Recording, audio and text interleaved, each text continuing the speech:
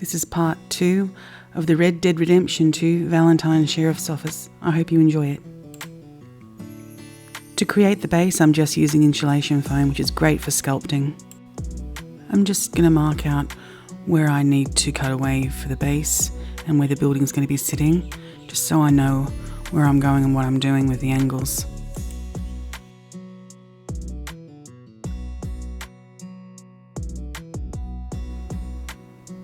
I'm just going to mark the front so I can get an idea of the depth that I want to cut down into, so the angle's correct to the front of the board. It is done a little roughly, but it's just to give myself a rough idea of where I want to go with it. The way I'm cutting this is not a great idea. I wouldn't suggest you go cutting towards yourself. It's just that I was working with awkward camera angles, so I cut towards myself just so it could be seen without my hands being in the way, but do make sure you try and cut away from yourself.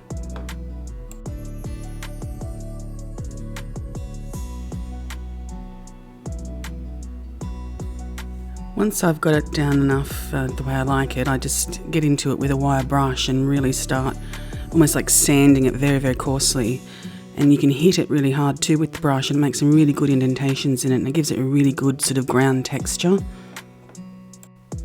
I've got to say, you should really do it outside in a well-ventilated area, because the particles that come off the foam when you're using the brush on it are really fine, and you don't want to be breathing them in.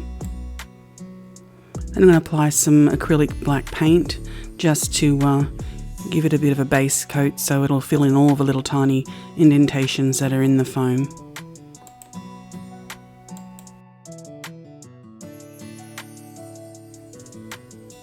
I'm just using some more acrylic paint, just some earthy colours, blend it up so you can just put another sort of a base coat down that you're going to lay it on there, and then you're going to put some soil on top. It'll give it a really good sort of depth of earth.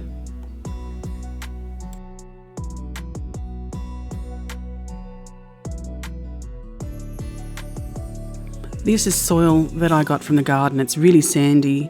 I put it through a sieve and then I put it in the oven. You must put it in the oven, otherwise you'll have bacteria growing later on your project and you don't want that. Bit of watered down PVA glue, and I can apply that to the base and then use my jar of dirt and give it a good sprinkle.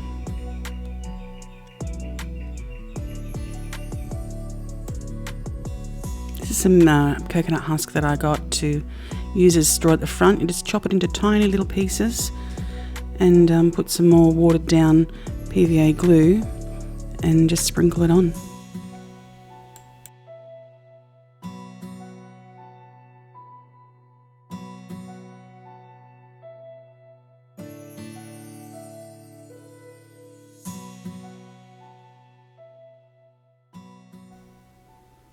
I'm just blending up some yellow ochre and green acrylic paint with some water, and I'm going to put in some well-sieved sawdust so I can make some turf.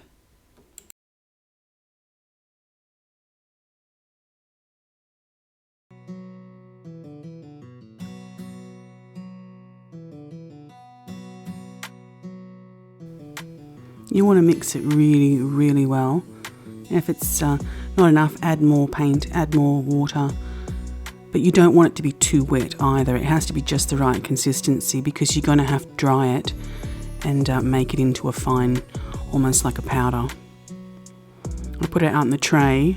I wouldn't put this in the oven because it'll bake into clumps and they'll set like stone.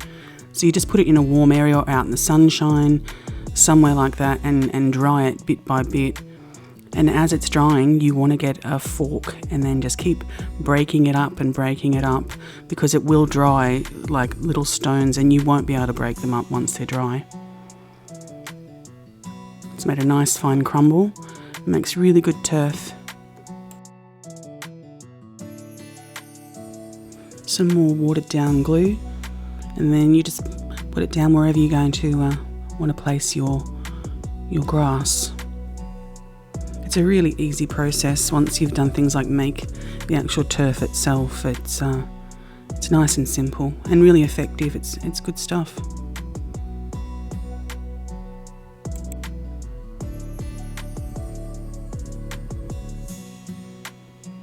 going to make the little barrels out of cardboard.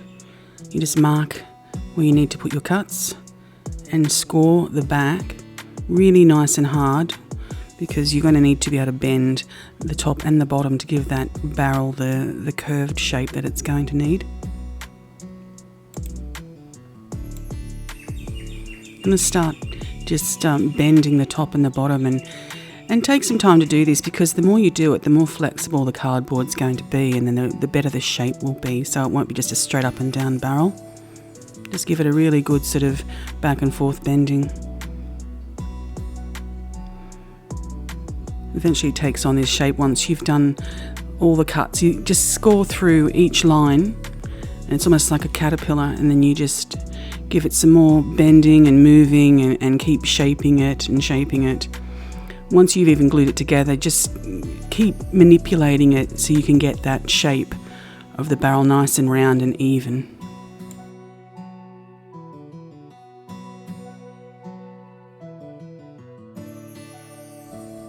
Before you go gluing the top and the bottom on the barrel, just cut the little round and then get a pen and give it a nice hard score, just to make the boards and the knots in the wood, and it'll give it some texture. When you paint it, you'll be able to get that the difference in colour and age in the wood. So do it really, really hard, but do make sure you do it before you glue it on, otherwise you may damage the barrel by applying too much pressure.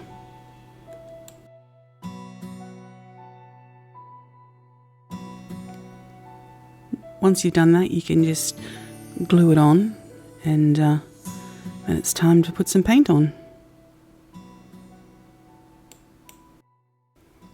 Awesome brown ink that I've been using through the whole project. I love this brown ink, it's amazing stuff.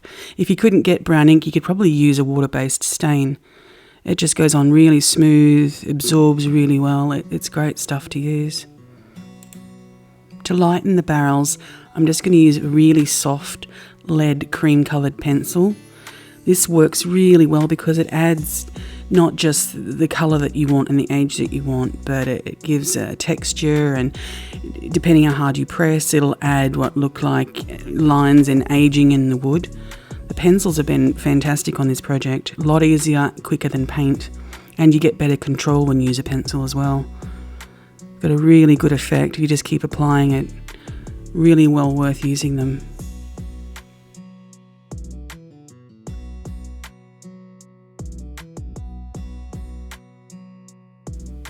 To make the steel bands on the barrel, I've just used strips of some nice thick paper, and I coated them with, again, the brown ink, but you could use brown pencil, brown paint, it wouldn't really matter.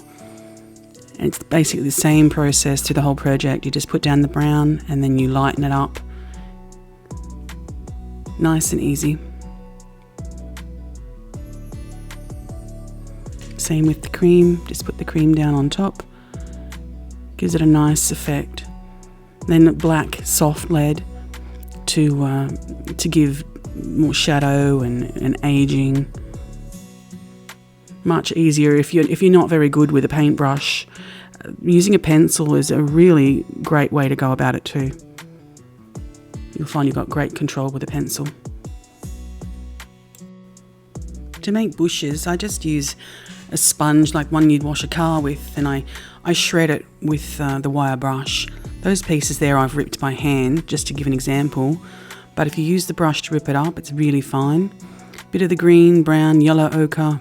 Same with the turf, just mix it with the sponge and get it through and dry it in a nice warm area, and it makes really good foliage.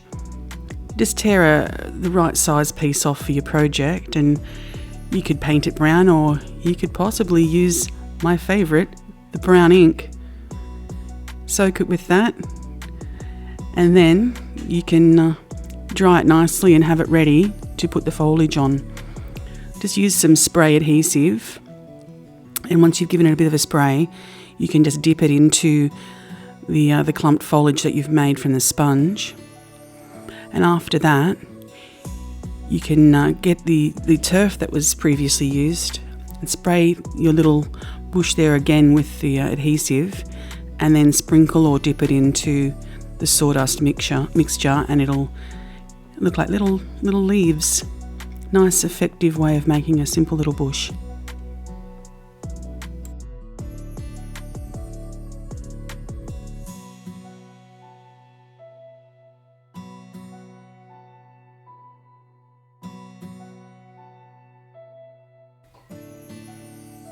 These are just some little bottles that I made out of polymer clay and painted them with a light brown. Nice and simple. The telegraph pole was made with the same process, stain it brown, put the lighter cream, white, use a pencil, really easy stuff. I haven't shown everything that I've made because this video would have gone for about 3 hours, but if you want to know anything that I've made that you'd like to know how I made it, I could do separate videos. Just leave a message and I'll get on it. The front steps, same process as the boards. More nice, simple, basic, straightforward stuff. But it looks really good, looks effective. It's really fun to be able to add the details. I absolutely love getting to do these parts of the builds. It's worth all the tedious work when you get to do the fun stuff.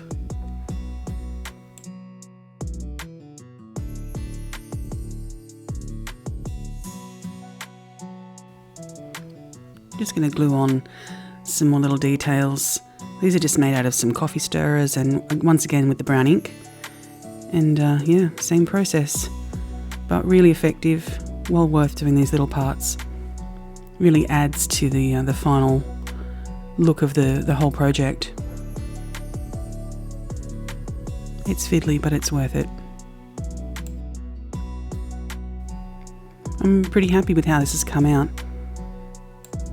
It's starting to feel like it's really getting towards the end of all the work. Looking good. Little tiny tufts of grass made nice and simply. They look great when you put them in. I just use the bristles of a paintbrush. I prefer to get a brush that's a colour that I'd already want to use, like this one here. Just nylon. It'd be good if you could maybe get some horsehair, perhaps, but whatever you can get your hands on. I made this little sort of like a stand, and I just stand the bristles up in it so I can get it to stay still while the glue dries underneath. Just put it together with like a hair tie or a rubber band, whatever you can get your hands on, and put it together. Glue it down and let it sit for probably overnight would be about the best amount of time you'd want to do that for, but get it nice and dry, and then you can start really attacking it with a knife and turn it into some grass.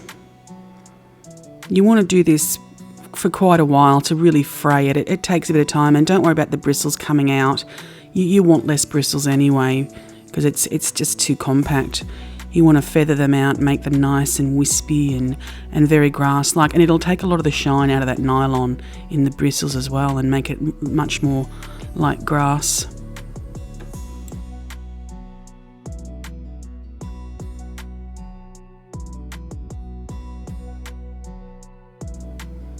You can see this needs to be done for quite a bit longer, but you get the idea. You can see it's starting to fray and becoming more grass-like. I just poked a hole into the foam with a nail so I can insert the base of my little tuft of grass down into it, because the base of it is actually quite hard still from the glue, so you don't want to just stand it up on the ground. Sorry about my hand being in the way, but I guess you can see what needed to be done there. Just feather it out with your fingers or some tweezers or whatever you've got, and yeah, they come out quite good.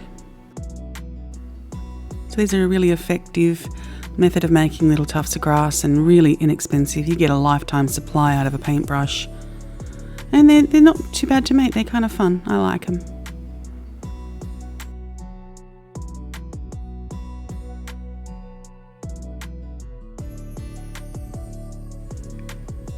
As you're watching the wrap up, I can imagine what you're thinking. Wow, I haven't seen such stunning cinematography since Cloverfield. And you'd be right. I hope you enjoyed it. Give it a thumbs up. You got any ideas for any more builds? Leave a message down below and I'll get onto it. See you next time.